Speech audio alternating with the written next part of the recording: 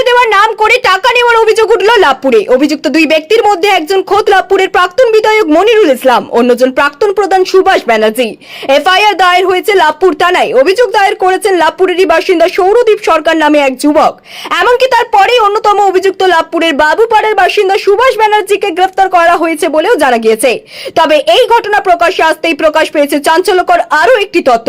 2012 সালে প্রাথমিক শিক্ষক নিয়োগের পরীক্ষায় সৌরদীপ সরকার লিখিত পরীক্ষা দিলেও উপযুক্ত বয়স না হওয়ার জন্য বাদ পড়েন ইন্টারভিউ দিতে গিয়ে। এই কথা জানিয়েছেন তিনি নিজেই। আর এখানে উঠেছে প্রশ্ন, তাহলে তিনি লিখিত পরীক্ষা দিলেন কিভাবে?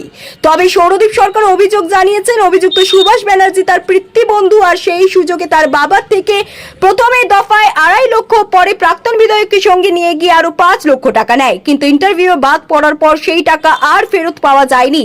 এমনকি ওই আঘাত সহ্য করতে না পেরে প্রয়াত হন সৌরদীপ সরকারের বাবা অরুণ সরকার। যদিও চাকরি করিয়ে দেওয়ার নাম করে টাকা নেওয়ার অভিযোগ ওঠার বিষয়টি লাভপুর এলাকার প্রথম নয়, কিন্তু অন্যতম অভিযুক্ত যেহেতু প্রাক্তন বিধায়ক ও প্রাক্তন প্রধান, তাই এই ঘটনাকে কেন্দ্র করে রীতিমতো চাঞ্চল্য ছড়িয়েছে সংশ্লিষ্ট এলাকায়। যদিও দুজনেই সেই সময় যে রাজনৈতিক দলের হয়ে নির্বাচনে লড়ে বিধায়ক ও প্রধান হয়েছিলেন, সেই রাজনৈতিক দল অর্থাৎ তৃণমূল কংগ্রেসের ব্লক সভাপতি তরুণ চক্রবর্তী দাবি করেছেন ওদের সঙ্গে দলের কোনো সম্পর্ক নেই। বিগত কয়েক বছর ধরেই শিক্ষক ও বিভিন্ন নিয়োগ সংক্রান্ত দুর্নীতির অভিযোগে সমগ্র রাজ্য তোলপাড়। জেল খাটছেন একাধিক মন্ত্রী থেকে আধিকারিক, আর ঠিক সেখানে দাঁড়িয়ে খোদ প্রাক্তন বিধায়ক ও প্রাক্তন প্রধানের বিরুদ্ধে এহেন অভিযোগ কিন্তু রীতিমতো তাৎপর্যপূর্ণ। 2011 সালে চাকরি দেবার নাম করে নিয়েছে, কি বলবেন, বিষয়টা কীভাবে দেখছেন?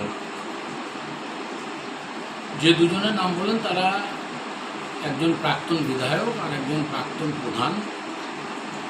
বেশ কয়েক বছর ধরে তাদের সঙ্গে দলের কোনো সম্পর্ক নেই, দল ছেড়ে দিয়েছে, তারা দল করে না।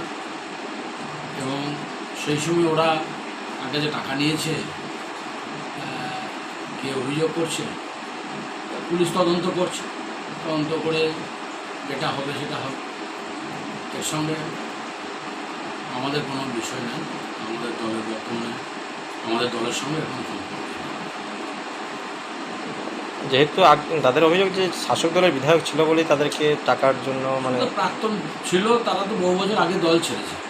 তার সঙ্গে কি তাদের রিলেশন বা কিসের ভিত্তিতে দিয়েছে, কী পরিমাণ দিয়েছে, সে দল জানে না, তাদের ব্যক্তিগত ব্যাপার। কি সমস্যা? সমস্যা এটাই যে আমার 2012 সালে টেট পরীক্ষার জন্য আমাকে বসার জন্য প্রলোভন দিয়েছিল সুভাষ ব্যানার্জি, এবং আমার বাবাকে দিয়েছিলেন, যে বাবাকে বলেছিলেন যে তোর ছেলের চাকরি করে দেবো। সেই জন্য আমার বাড়িতে এসে বসে এবং বলে যে তুই আমাকে টাকাটা দে। আমার বাবাকে বলে যে আমি তাহলে তোর ছেলে প্রাইমারি স্কুলের টিচারের চাকরি করে দেবো। তো প্রথমে 2.5 লাখ টাকা নিয়ে যাই, তারপরে 1-1.5 মাস পর আবার মনিরুলকে নিয়ে এসে 5 লাখ টাকা নিয়ে যায় তোর ছেলের চাকরি করে দেবো বলে। আমি পরীক্ষায় বসি, পরীক্ষায় উত্তীর্ণ হয়। উত্তীর্ণ হওয়ার পর ইন্টারভিউ যখন দিতে যাই তখন আমার বয়স হয়নি, বয়স আমাকে মানে বাদ দিয়ে দেয় আর কি। বাদ দেওয়ার পর যাই, বাবার ডেলি একবার করে বলে যে টাকাটা দে।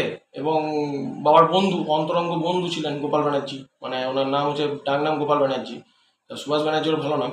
তো টাকা দেবো যে তখন দেখাতো মনিরুল, এবং মনিরুল তখন আর কি আপনার বিধায়ক ছিলেন।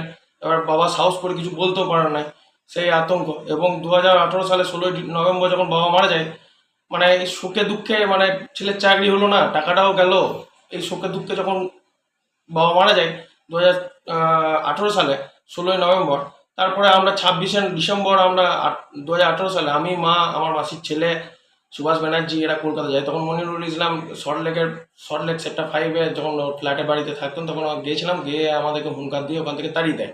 আমরা চলে আসি। আর যতবারই আমি সুভাষ ব্যানার্জিকে বলি যে টাকাটা ফেরত দেওয়ার কথা, ও তখন মনিরুলকে দেখায়। আমি প্রশ্ন করি যে তোমাকে কি মনিরুলকে দেখে আমি তোমাকে টাকাটা দিয়েছি? আমি তোমাকে টাকাটা দিয়েছি, তুমি আমাকে টাকাটা ফেরত দাও। এবং টাকাটা না দেওয়া, কোনো দেওয়ার নাম গন্ধ করছে না। শেষ মুহূর্তে আমার ধৈর্যের বাঁধ ভেঙে গিয়ে আমি থানায় কমপ্লেন করলাম, মানে প্রশাসনের দ্বারস্থ হলাম। থানা থেকে কোনো স্টেপ নেওয়া হয়েছে? থানা থেকে স্টেপ বলতে ওনারা এনকোয়ারি করেছেন, আমি এফআইআর জমা দিয়েছি, আমাকে এফআইআর কপি দিয়ে গেছেন। এবং আজকে রিসিভ কপি একটা কোনো ডকুমেন্টস আছে নাকি প্রাইমারি যে টাকাটা লেনদেন হয়েছিল সেটা। আমি বলেছি সবটাই তো ক্যাশে হয়েছিল এবং আমার বাড়ি থেকে হয়েছিল সবটাই, কি করে আর প্রমাণ থাকবে। এছাড়াও আগে কাউকে জানিয়েছিলেন মানে? জানিয়েছিলাম বলতে আমরা কাউকেই জানাই নাই, মানে ধরুন তখনকার দিনে বিধায়ক তিনি ছিলেন মনিরুল ইসলাম, তার তার ওপরে কি করে কথা বলবো, ওনারা এক হুঙ্কারেই সব শেষ হয়ে যেত। আমরা আমাদের পরিবারে কেউই আর কি কোথাও কমপ্লেন দরজ করায় না। এখন কমপ্লেন করেছেন? হ্যাঁ, এখন কমপ্লেনটা করেছি আমি। ঠিক আছে। আপনার নাম? সৌরদীপ সরকার। আমার বাবার নাম অরুণ সরকার, আর মায়ের নাম প্রতিমা সরকার।